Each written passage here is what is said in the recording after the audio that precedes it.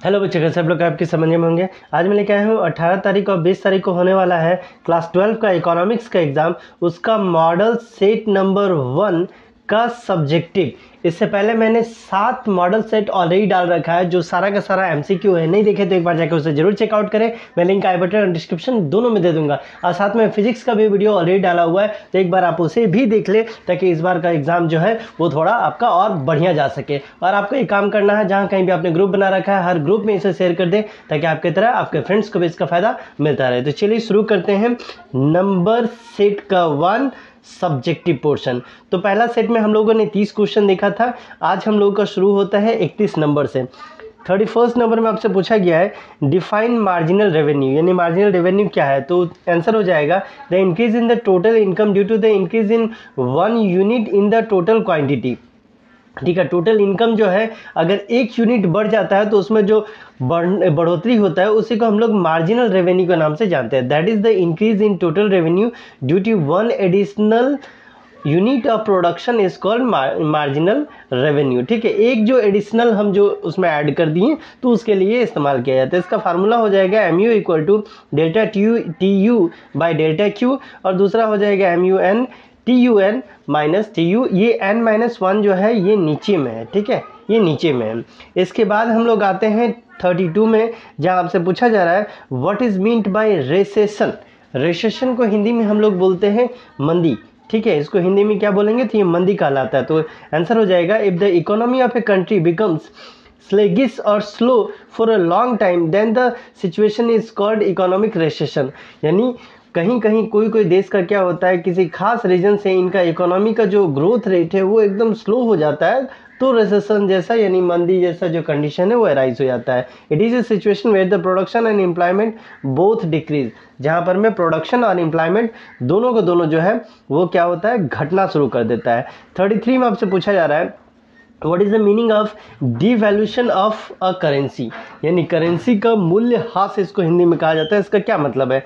Answer हो जाएगा when the exchange rate of the currency of a country is reduce against the currency of the other countries in order to promote investment, it is called devaluation. ठीक है, डिवैल्यूशन कहने का मतलब है रुपया का मूल्य गिरना, यानी किसी का भी। अब जैसे कि पहले था भारत का जो है अमेरिका का $1 जो था वो भारत का 80 रुपये के बराबर था। अब जो है हो गया ये 87 रुपया के बराबर हो गया, या कभी 85 रुपये के बराबर हो जाता है। तो भारत का जो रुपया है वो क्या हो रहा है, वो डिवैल्यूट हो रहा है। इनका जो वैल्यूशन है वो गिरता चल जा रहा है इन कंपेयर ऑफ अमेरिकी डॉलर।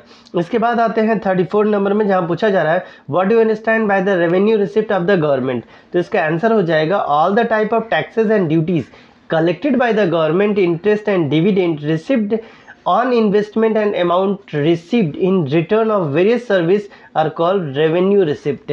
जो सरकार को अर्न हो रहा है एज अ रेवेन्यू, बोले तो टैक्स के रूप में, वो सारा का सारा रेवेन्यू रिसिप्ट के अंडर में जाएगा।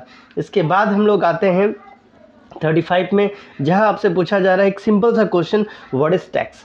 टैक्स जो होता है कर, ये क्या होता है। तो आंसर हो जाएगा tax is a compulsory input made by the tax payer which help in the achieving the social objective like the reducing income and wealth inequality, achieving the higher employment level and increase the economic stability. ये क्या है, ये हमारे समाज के लिए बहुत अभिन्न अंग है, क्योंकि अगर आपके पास पैसा आता है और सरकार के द्वारा या सरकार को आप जो है वो टैक्स पे कर रहे हैं, तो उससे क्या होगा, जैसे आपके गली में मोहल्ले में सड़क जो बन रहा है, लाइट जो लग रहा है, तो सरकार क्या कर रही है, वो टैक्स का पैसा का ही यूज़ कर रही है। तो टैक्स देना एक बहुत ही इम्पॉर्टेंट पार्ट है किसी भी कंट्री के जो लोग हैं उनका।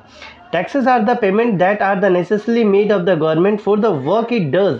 जो काम ये सरकार कर रही है उसके लिए देना जरूरी है। It is the main source of income for any central government, कहीं का, भारत का ही नहीं, कहीं किसी भी देश का हो, अगर टैक्स लोग पे करता है तो वो टैक्स के द्वारा ही बाकी के जो काम है, वेलफेयर के काम, वो किए जाते हैं। इसके बाद आते हैं 36 में, जहाँ पूछा गया है व्हाट इज़ फाइनल आइटम या फाइनल गुड्स भी आपको कहा जाएगा। तो आंसर हो जाएगा if any produced item is used by the consumer to fulfil his need, अपना नीड को पूरा करने के लिए, then it is called the consumer goods और final goods like bicycle, flower, rice, oil वगैरह। ठीक है, यहाँ पर में क्या होगा कि वीट यानी गेहूं जो है वो आपका फाइनल आइटम नहीं होगा। गेहूं से जो आप रोटी बना रहे हैं, यानी गेहूं से जो आटा आपको प्राप्त हो रहा है, वो एज अ फाइनल गुड्स के रूप में काउंट होगा। ठीक है, तो ये ध्यान रखेंगे। और इकोनॉमी में हमेशा फाइनल गुड्स को ही काउंट किया जाता है। एक क्वेश्चन इसमें से ये भी उठता है कि फाइनल गुड्स को ही क्यों काउंट किया जाता है, क्योंकि अगर फाइनल गुड्स को नहीं काउंट किया जाए तो डबल काउंटिंग हो जाता है, इसलिए हम लोग इकोनॉमी में क्या करते हैं, सिर्फ फाइनल गुड्स को ऐड करते हैं। 37 है, what do understand by the micro economics. यहाँ माइक्रो की बात किया जा रहा है, सॉरी माइक्रो की बात किया जा रहा है, तो क्या है, a branch of economics that study the economic problem related to individual. किसमें, इसमें याद रखना है individual economic unit such as जैसे कंज्यूमर और प्रोड्यूसर का। The problem of resource allocation is a major element of micro economics. तो micro में क्या है, इंडिविजुअल अगर कुछ भी है उसको हम लोग काउंट करते हैं, जैसे कि एज ए कंज्यूमर हो गया या प्रोड्यूसर वगैरह हो गया उसको। ठीक, उसके बाद आते हैं 38 में, जहाँ पूछा गया है मीनिंग ऑफ डिमांड।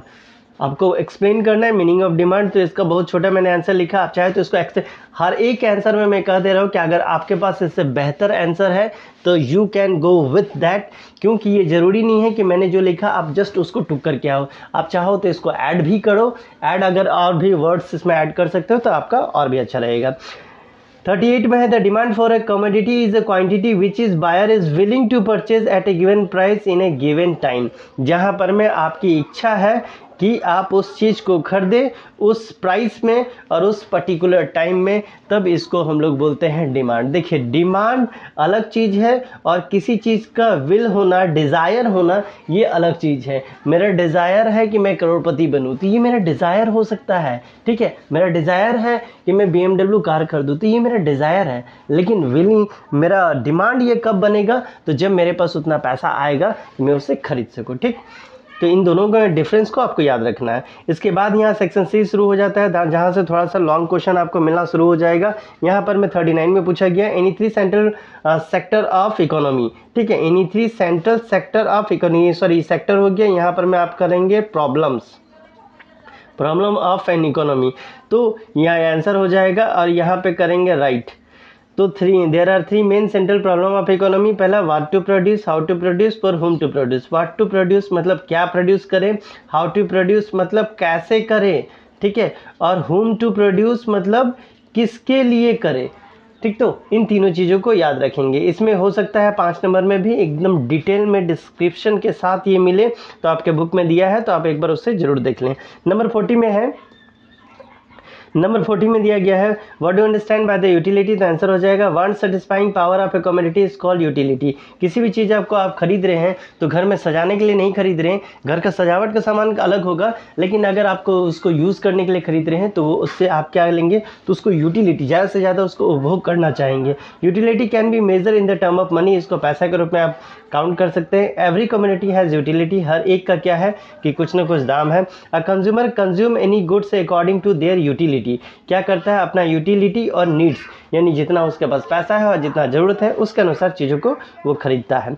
41 में पूछा गया है डिफाइन इन्वेस्टमेंट मल्टीप्लायर। तो ये क्या हो जाएगा, investment multiplier means that an increase in public or private investment has a proportionate positive effect in the total income and the economy। जहाँ ये क्या है, तो इन्वेस्टमेंट कहने का मतलब हो गया निवेश, जहाँ पर में अलग अलग सोर्स से इन्वेस्ट किया जा रहा है और इसका फ़ायदा क्या हो रहा है, सरकार को दिया जा रहा है। Investment multiplier means the ratio of change in the investment and change in the income is called multiplier. जो इनकम आपके पास आ रहा है, जो इन्वेस्ट कर रहे हैं, इनका डिफरेंस को दिखाता है। इसके बाद आते हैं 42, जहाँ पे पूछा गया है what are the merit of direct tax. Merit पूछा गया डायरेक्ट टैक्स का, तो आंसर हो जाएगा direct tax is the tax which is imposed by a person and the person himself bears its burden. यानी अगर राम के ऊपर ये टैक्स लगाया गया है तो ये राम को ही पे करना पड़ेगा, राम को छोड़ करके श्याम इसको पे नहीं करेगा। यानी डायरेक्ट टैक्स का ये सबसे बड़ा खास बात है कि अगर आपके ऊपर लगाया गया है देन यू हैव टू पे ओनली। ठीक, इसके बाद हम लोग आते हैं इसका कुछ मेरिट्स, इसका मेरिट्स देख लेते हैं। पहला, this tax can not be shifted, किसी और को आप इसको शिफ्ट नहीं कर सकते। दूसरा, in this tax the burden and the incidence of tax fall on the same person, this is mandatory payment. ये मैंडेटरी पेमेंट है और आपको ये एज अ बोझ लगे या जो लगे आपको ही देना है। थर्ड है when the direct tax is imposed on a person he has to pay the compulsorily, आपको वो देना ही पड़ेगा। फोर्थ है direct tax are the progressive और increase with the increase in income, जैसे जैसे इनकम आपका बढ़ते चल जाएगा वैसे वैसे ये बढ़ते चल जाएगा। As the income of a person increase then the rate of tax जो है वो इंक्रीज होते चल जाएगा। इसका सीधा सा एग्जाम्पल हो जाएगा, इनकम के ऊपर लगाया गया टैक्स। आपका इनकम बढ़ेगा तो टैक्स ज़्यादा देना पड़ेगा, इनकम घटा लीजिए टैक्स कम हो जाएगा। ठीक, इसके बाद आते हैं 43 जहाँ पूछा गया है what are the expectation of the law of demand. क्या इसका एक्सपेक्टेशन है? तो 3 तरह का एक्सपेक्टेशन है, prestigious goods, Giffen goods, price in the indicator और क्वांटिटी और इमरजेंसी सिचुएशन।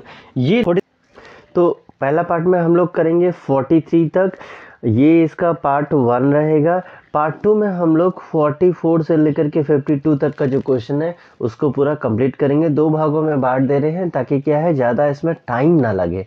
ठीक है, आपको क्या करना है, जहाँ कहीं भी आपने ग्रुप बना रखा है हर ग्रुप में इसको शेयर कर दें ताकि आपकी तरह उनको भी इसका फ़ायदा मिलता रहे। चलिए मिलते हैं अगले वीडियो में, तब तक के लिए bye bye, take care and best of luck for your exam.